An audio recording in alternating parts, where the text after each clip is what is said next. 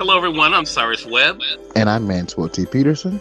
and we welcome you to the Author's Den. This is the place where authors come to share their writing journey and encourage others. And we have some fun along the way, too. That's right. Glad you're here. Sit back and enjoy this episode of the Author's Den. And hello, everyone, and welcome back to the Author's Den. I'm Cyrus Webb. Here in just a moment, I'll be joined by my co-host, best-selling author Manswell Peterson. And boy, do we have another great episode for you guys. I want to first of all say thank you guys so much for supporting the Author's Den, both on IG as well as on Max WYAD 94.1 FM. There's my co-host Manswell. Going to go ahead and bring him in. And also, there is our guest for today. Excited about podcast today to talk about her writing journey, and that is the one and only Dr. Teresa A. Smith. How you doing, Manswell? How you doing? How you doing? Doing good, doing good. Hello to you, Taj. How's it going? Good. How are you doing? Hello to you, Latanya. Hello to you. There's the game coming on in there. Jacqueline, hello to you. Good to have got Mississippi in the house. Hey, Everybody, Publishing. Good to be able to see you. Georgia. Candace, hello to you. Elise, hello to you. You know, you got to represent up in here. That's what I'm talking about. Right. Yeah, hello to you. Good to see you. If you guys are new to the Author's Den, this is a show that Manswell and I have been able to host now, being able to share the stories of authors. Manswell, it's been a real pleasure hosting this with you. We have a great guest joining us today. I know her as Dr. Taz. If you guys follow us on Instagram, you know her as Dr. Teresa Smith. Hey, Antoine, good to see you, man.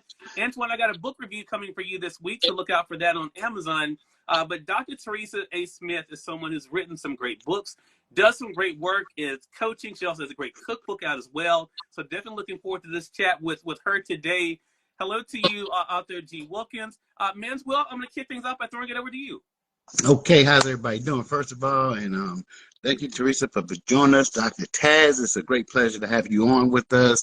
We gotta actually just get this thing kicked off right, because I've been waiting on this one for a long time.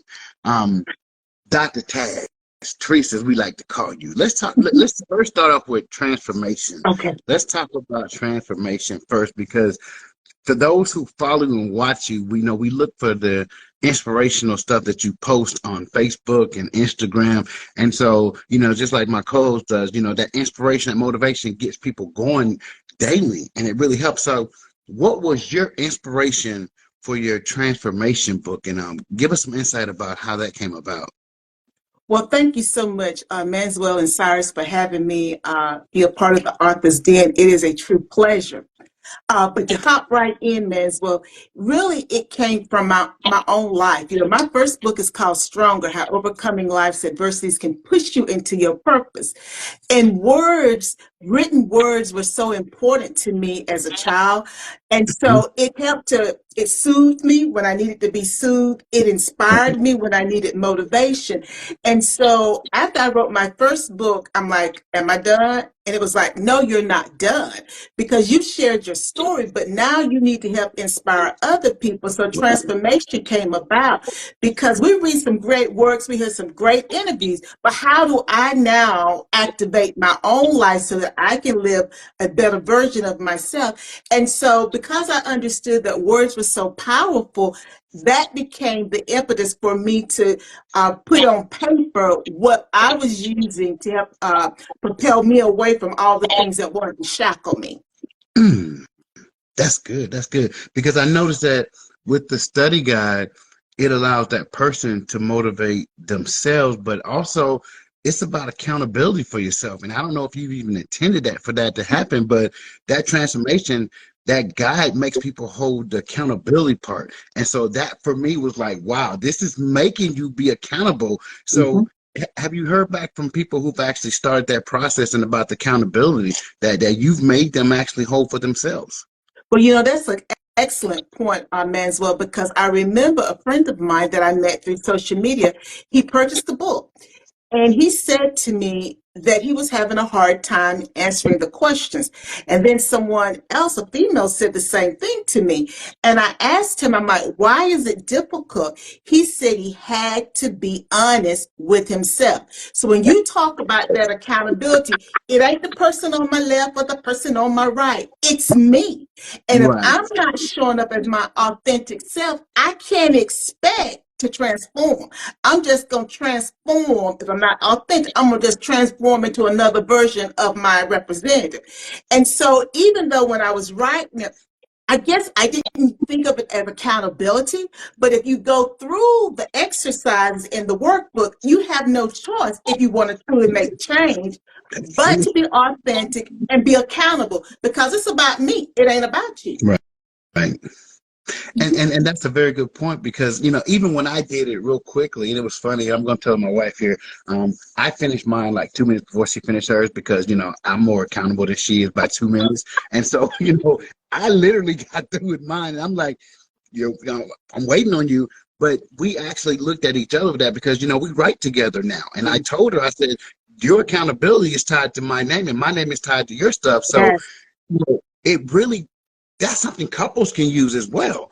And so again, another area that, you know, I don't think you really even intended at, or maybe you did, but it's accountability for couples just as well as authors. And so when we left that part, you know, we got to the bounce. And, you know, when, you know, your bounce talks about the illness, and I dealt with the illness and coming back and being stronger.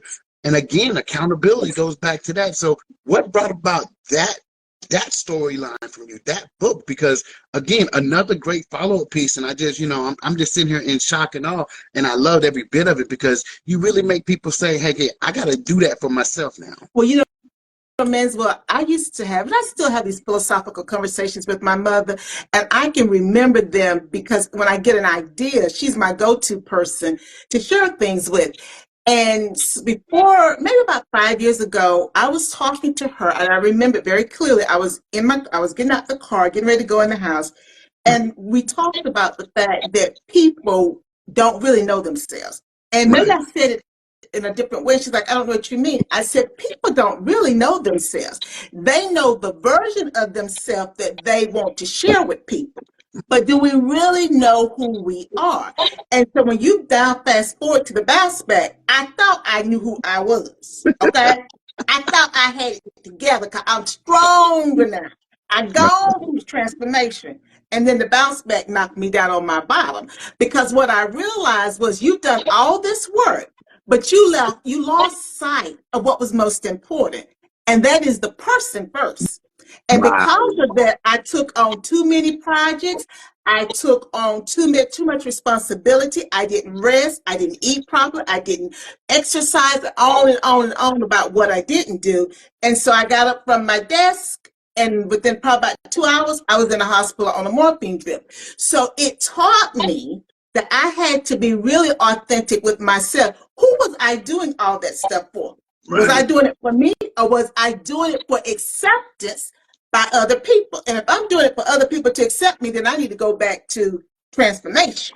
Wow. Because I'm not the strong person that I thought I was. I should be able to do things that I want to do because it means something to me, not that it means something to someone else. So again, that's how the bounce back came about, because I lost myself and I thought I knew myself. I thought I had myself under control, but I didn't until I landed in the hospital and out of work for 4 months. Wow. Now, this to me. Now, this segue is going to be great because it leads into what my last part I want to get to do before I turn you over to my co-host here. The cooking and the recipes, if people don't follow you, I mean, you put out some great recipes out there, and then it makes you hungry, because the meatloaf that you just did with the corn pudding, I was like, now I got to find meatloaf and corn pudding, because you put it out there in my face and I was hungry, and I'm sitting here like, okay, you got all these healthy recipes. It's the same stuff that people love. So talk to us about, you know, that part, the healthy recipe part, because literally for people like me, I'm a diabetic, that makes my life easier. So tell us about, you know, your inspiration for the healthy cooking part, because that's just amazing. Well, we're going to go back before 9/11. I changed my eating habits then because I had low blood sugar, and I still have low blood sugar. And so, you know, you eat small little meals a day. Then we fast forward, and I had an undiagnosed thyroid issue for a whole year. So we get it diagnosed, they get me on the medication, radiate my thyroid, get me on the medication. Well, you know, I'm gaining weight like people breathing air. And so eventually my endocrinologist said, have you thought about weight loss surgery? I'm like, no. And so we talked about it. We got me on the path. Well, of course, I had gastric sleeve surgery, but I still like to cook because I've always liked to cook. Right. And I like to eat. I'm from the South. But I eat such small meals. It's like, okay, why do some people why are they not able to stick to, and we don't like to use the word diet, but a healthier way of living and eating?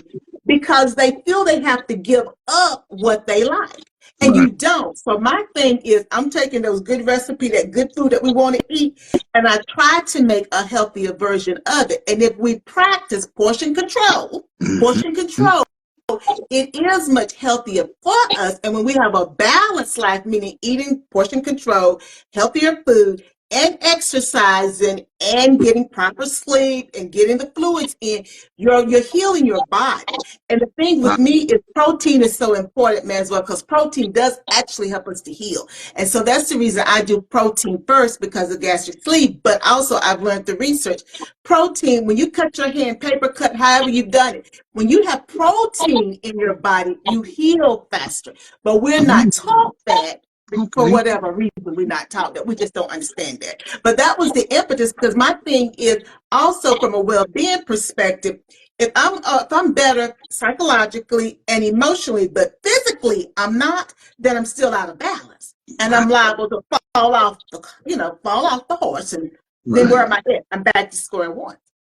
Okay, cool. Now I got that part of the way. I'm going to throw you up back to the studios to Cyrus. He can take over right now for a little bit, because I still got one or two more things, but we'll let Cyrus go back. Love that. I want to say, for those who are just tuning in, you're watching, listen to the Authors Den, so welcome. If you guys are joining us on ID, make sure you guys hit that drop-down arrow. You'll see it right here by my finger. So you can make sure you're following my co-host, Manswell T. Peterson, as well as our guest, Dr. Teresa Smith. We're talking to Dr. Smith and Dr. Toss today about her own writing journey. I want to say hello to everyone that's been coming in, and I pinned a comment from your wife, but Tanya Manswell said, accountability is very important for couples. Yes. Great book, Taz. So congratulations there. So, Taz, I want to talk to you about something I thought about when I was prepping for this, about the basics of writing and publishing. Because for a lot, you and I've never really had these conversations, but for a show like this, I think for people who are thinking about writing their autobiography or sharing something personal for them, I want to talk about the decisions you had to make when you were doing it. Because as you mentioned, your very first book, Stronger, you're literally front and center on the cover of that book. How did you make the decision, Taz, for your very first book that you wanted to be on the cover yourself and to be able to share something so personal? Well, Cyrus, think about it. I didn't have name recognition, and I wanted people to know who I was. And that's, to be honest, I wanted them to understand I am Dr. Smith, but I wanted to understand I'm Black female from the South. And, I was at different places in my weight. Well, wait a minute. I hadn't even had the gastric surgery when that book was written. Wow. So I had been going up and down. I had lost weight because I had the thyroid issue, and I was on my way back up when that photo was taken as far as weight. So I wanted them to see who I really am. And I thought it was very important for my first book, since I was talking about my life, that they saw me for the person that I was. And so I'm like, okay, you got to be on the cover because of that. And for those out there, Taz, who have had very personal things happen to them, you talk about trauma that you've experienced in your life in a lot of different forms. How did you get the courage to tell that? Because I think for a lot of people out there who've been told they have a story to tell, a lot of them have not told them for either the fear of what people may think or will people even be interested in that. How did you know that it was something that people would be interested in? Well, Cyrus, you make a good point. I was seeing someone at the time, and I told them that I was writing a book. And, I'm an incest survivor, and I talk about that in the book. And I say, people are going to know that. And they were like, well, how would people know that? I said, because I'm writing about it in the book.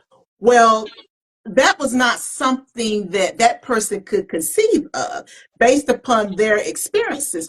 So that told me that I had to be true to myself, first of all, because my story is my story. I cannot deny my story, because to deny my story denies a part of who I am. Right. And then there is no accountability, because my story makes me the person that I am.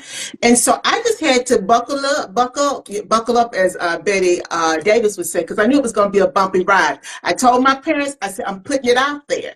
Now, I don't know if they understood really what I meant, because I told them I'm talking about all this different stuff. But, I was very conscious about how I talked about it, because I realized, yes, it's my story, but how do I want to say it? I have to be careful how I tell my story, because I don't want to hurt other people by me telling my truth, because my truth is my truth, but I don't want to become a person who inadvertently hurts other people. And so I prep them for it, and then the rest is history. It's out there for the world to know, because I think it's important. Yeah. I want to ask you one more question in relation to that, Taj, and then about after it came out. Because one thing I thought about too was I thought about my grandmother. And part of my story is that I share all the time is I'm a country boy from Mississippi, I have a college education. And my grandmother heard me speak one time at an event. And she asked me, she says, why do you tell people that? That may make them not want to work with you because you don't have a college education. And I thought to myself, one, you know what, I never thought about it in that way. I guess because I thought I was making a connection. I said that to say not everyone is going to think your sharing is a good a good thing. That's true. That's true. And so because they're going to say, oh no, so how did you ever have any trepidation, ties of being looked at as a victim rather than a survivor? Cyrus, I didn't, because I will say this. I knew, how can I say this? I don't know how to say this, guys, because I hadn't thought about it and trying to put it into words. I never did. I think if I buy into that, then I'm buying into other people's perception of who I am and who individuals are who have overcome trauma. And to me, that's your issue. That's your issue. It's not our issue. You think about people who have anorexia, they've been bulimic, they've had their clutters, they've been addicts, so on and so on and so on. Those individuals come out of that, they're stronger, they're focused on living life, helping other people. And to then buy into people who, unfortunately, may not be ready to accept their own issues, means that I've taken on their persona of what is supposed to be correct. And I'm not doing that, because, again, they don't live my life, and I'm not going to take on their crap. Sorry, guys. Yeah. No. I think it's a great question for aspiring writers to think about, as they're kind of thinking about if they're going to share their own story, but also, of course, how people are going to be impacted. We hear so much in the news right now, unfortunately, because a lot of people are telling stuff. Yes. So that's a whole nother show that we're not even getting into here. But a lot of people are telling stuff right now, and the whole idea of what do you tell? How do you tell it? Who do you tell you're going to tell? How much do you tell? Author G. Wilkins says, my goal was to reach one soul and create a ripple effect. I love that. Yes. Listen to you, Jonathan. Good to see you. If you guys are not following Jonathan's on tour right now with his new book, so make sure you guys are hitting him up. Camille, hello to you. Good to see you as well. So I want to talk about the publication of this book, and I'm going to throw it back to Manswell. He said he had another thing he wanted to ask you about. After the book came out, Taj, what was it like for you to hold it? Because I always think that's interesting. My grandmother died 3 months before my first book came out. And she knew I had gotten the deal for it and everything. But she never was able to see it. But when I first got the first box, it was such a crazy feeling. What was it like for you when you first saw the book and held it for yourself? To see myself on the cover of a book, it was like, is it real? And it's like, yeah. And, as I said before, I've been writing a book. I told my mother when I was a little girl, and I've been telling her my whole life, I'm going to write a book, I'm going to write a book, I'm going to write a book. And I don't know if she believed me. I don't know. I never asked her. I have to ask her after this show, did you believe that I was going to write a book? Because I don't even know what she even said. And what was happening, we'd be sitting around having these philosophical conversations. And what I used to say, guys, was, because this is all I understood at that age, because I wasn't even 10 yet, I don't think. I said, I want to write a book about self-esteem, because I think some of the issues that, we see people out in the community, I won't call it a big, but in the city, and they seem to have some issues. And I would say, oh, it's a self-esteem thing. And I want to write a book about self-esteem. And I said that all the way throughout my time at my parents' house. And so for me to finally do it, it was like, oh my God. But I tell you, Cyrus, it wasn't until I started writing Transformation that Mm. I realized I was really writing the book that I used to talk about as a little girl. Wow. Because think about it, I got the declarations and stronger and all that. So it gets lost in the narrative. But with Transformation, I don't have a lot of narrative. It's that workbook, as Manswell said. And then it was like, now this is the book that I kept talking about because it's to help people. And that's what it's all about. And even with the bounce back, it's to help you. You know, self-esteem is not the correct term. Now I would call it emotional well-being because that impacts so much of what we do. But self-esteem was the only term that I knew at that age, that I knew I wanted to impact that for folks. That Arthur G. Wilkins says full circle moment there. Absolutely. Manswell, I'm going to throw it back over to you, and then we'll let our audience know how to stay connected with us. Okay, cool. One, I'm grateful that you actually wrote your books, Dr. Taz. I always tell people, write your book. People always ask me for advice all the time, and I tell them, you write your book, there's an audience for this. But I got to ask this question because I ask every author this question, no matter, what time of the show it is. When you write, do you like to write with the noisy in the room or silent in the room? Because I think that's a very important thing. People have different, values on noise, no noise, family in, family out. Tell us your procedures that you actually love. Now, let me tell you something, Manswell. Because I've been following the show. I made a statement, probably to my sister recently, that when I was growing up and I was studying for tests and things like that, I always wanted to have the TV on. Right. Because I'm a TV person. And I think in my subconscious, if I was like saying the little speeches at church and I had the little pieces and stuff for Easter, I would go back in my mind, I would visualize, oh, you were watching I Love Lucy, and then I could remember my speech. Okay. Now, I don't like distraction when I write. But what I have noticed is, and this is my go-to thing, guys, I don't know why, because I like quiet. I will have on instrumental Christmas music. I don't know why. And if it then goes into the relaxation spa music, I know it's there, but it doesn't bother me. Right. I can't have music where they're actually singing. I like to sing, so because I'd be singing and I wouldn't be thinking.